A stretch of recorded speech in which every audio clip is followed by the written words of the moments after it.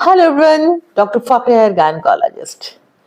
Vaginal discharge ladies का सबसे ज्यादा प्रॉब्लम।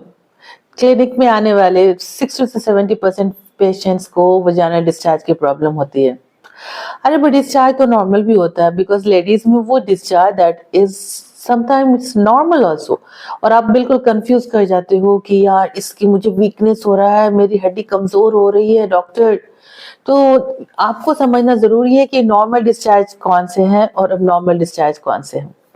और दूसरी बात यह है कि अगर अब नॉर्मल डिस्चार्ज है तो प्लीज उसका ट्रीटमेंट पहले कराइए, उसके बाद आप उसको प्रेगनेंसी के प्लान कीजिए।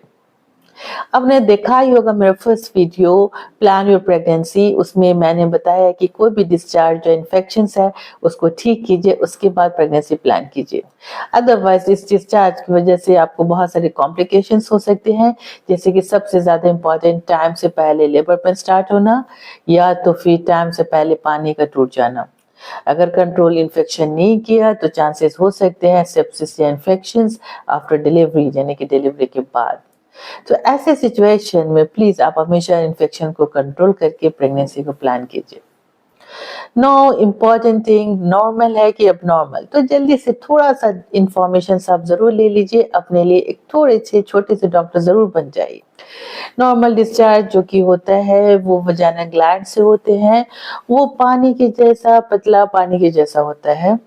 वो ओवुलेशन यानी कि पीरियड के 15वां या 16वां 14वां या 15वां दिन पतले पानी के जैसा होता है, और जस्ट पीरियड से पहले गाढ़े पानी के जैसा होता है। उसमें स्मेल नहीं होती है, लहर, जलन, खुजली, कोई भी प्रॉब्लम नहीं होता।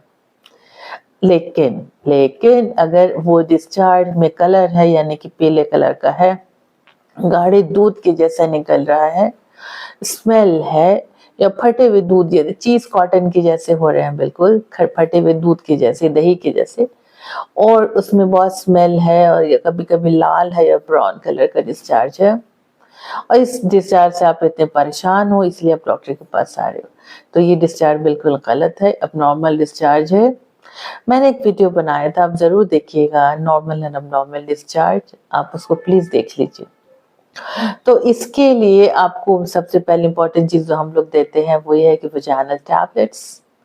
क्योंकि प्रेगनेंसी में ये सवाल होता है कि हम खाने की दवा डॉक्टर दे दो, वजाइनल टैबलेट्स नहीं खा सकते। लेकिन प्रॉब्लम ये है कि प्रेगनेंसी में खाने की कोई दवाई हम लोग नहीं दे सकते, तो वजाइनल टैबलेट्स ही हम लोग को देना पड़ता है। इसके अलावा प्रोबायोटिक्स जरूर बोलते हैं, वो काफी इंफॉर्मेशन अच्छी चीज होती है, और वो प्रोबायोटिक्स टैबलेट्स जो होती है दोबारा इन्फेक्शन नहीं होने देती है, वजाइनल फ्लोरा को मेंटेन करने में हेल्प करता है। और second thing is that hygiene के बारे में मैंने बहुत से वीडियोस में बताया, इसमें फिर से बता दे रही हूँ कि प्राइवेट पार्ट को हमेशा वाटर से धोएं। वजाइनल वॉशेज जो मार्केट में अवेलेबल है बार बार यूज ना करें, उससे वो एरिया का पीएच जो होता है वो डिस्टर्ब हो जाता है। मैं बोलते हैं सिर्फ मॉर्निंग आवर्स जब नहाओ तब उस टाइम आप उसको यूज करो, वो भी डाइल्यूटेड फॉर्म में, यानी कि थोड़ा सा लेना, पानी में थोड़ा सा पतला सा झाग बनाना है, उसके बाद उसको बाहर के एरिया में लगाना है। बहुत लोग अंदर के पार्ट में भी लगाते हैं, वो नहीं। बॉडी सोप जो भी है, साबुन है, वो आप मत यूज कीजिए प्राइवेट पार्ट धोने के लिए। बाथरूम की मग और बाल्टी बिल्कुल साफ रहे, और कोशिश कीजिए कि बाहर की टॉयलेट जो साफ सुथरी नहीं है उसको यूज नहीं करें। लेकिन जो लोग ऑफिस में काम करते हैं, जो सुबह से शाम तक काम करते हैं, उनके लिए पॉसिबल नहीं है। तो मेक श्योर बाथरूम से आने के बाद उस प्राइवेट पार्ट को जरूर धो लें और वेट वाइप से उसको पोंछ लें। टाइट गारमेंट जैसे जीन्स जैसे गारमेंट ज्यादा ना पहने, उसकी वजह से वहां पे पसीना आ जाता है। पैंटीज को हमेशा चेंज करते रहें और रात में पैंटीज नहीं पहने। और अगर प्रॉब्लम्स हो तो डॉक्टर को प्लीज कंसल्ट कीजिए। तो ये सब बात हुई आपको क्या क्या केयर करना है, और अगर आप डायबिटिक हो तो आपको शुगर कंट्रोल करना बहुत ज़रूरी है। तब समझ गए normal discharge and abnormal discharge, और इसकी प्रॉब्लम जो मैंने बताया कि टाइम से पहले लिवर पेन, और दूसरा टाइम से पहले मेम्ब्रेन का रप्चर हो जाना। इन दोनों वजहों से आपका हो सकता है कि प्रीमैच्योर डिलीवरी हो सकती है। तो be concern with your self और डिस्चार्ज को हमेशा ठीक करें। और प्रोबायोटिक्स की टैबलेट थोड़ी महंगी आती है, लेकिन आपको खाना पड़ता है क्योंकि वो काफ़ी इफेक्टिव होते हैं। इसके साथ साथ अपनी इम्यून सिस्टम में बार बार बोलती हूँ, अच्छे से खाना खाना है, बॉडी स्ट्रांग रहेगा तभी वो बैक्टीरियाज को फाइट कर सकेगा।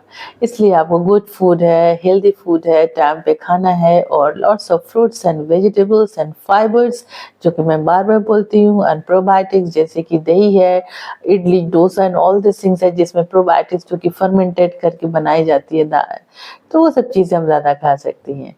ब्रेकफास्ट मिस मत कीजिए और शाम के बाद हेवी मील मत खाइए। तो आप अपना ख्याल रखेंगे तो आपको कोई भी इन्फेक्शन जल्दी से ठीक हो जाएगा, और इन्फेक्शन नहीं तो आप बेफिक्र होकर प्रेगनेंसी का जर्नी एंजॉय कर सकते हैं। Thank you so much. अब मैं नेक्स्ट वीडियोस में आपको बताऊंगी रेस्पिरेटरी ट्रैक्ट इन्फेक्शन, यानी कि खांसी, सर्दी, कोल्ड, उसकी वजह से आप प्रेगनेंसी में कितने परेशान होते हैं और how to treat them. Thank you so much. Please like, share and subscribe for my videos for the information. अब प्लीज़ बताइएगा आपको कैसा लगा, और कुछ और इन्फॉर्मेशन अगर आपको चाहिए तो please do ask in the comment box. Thank you.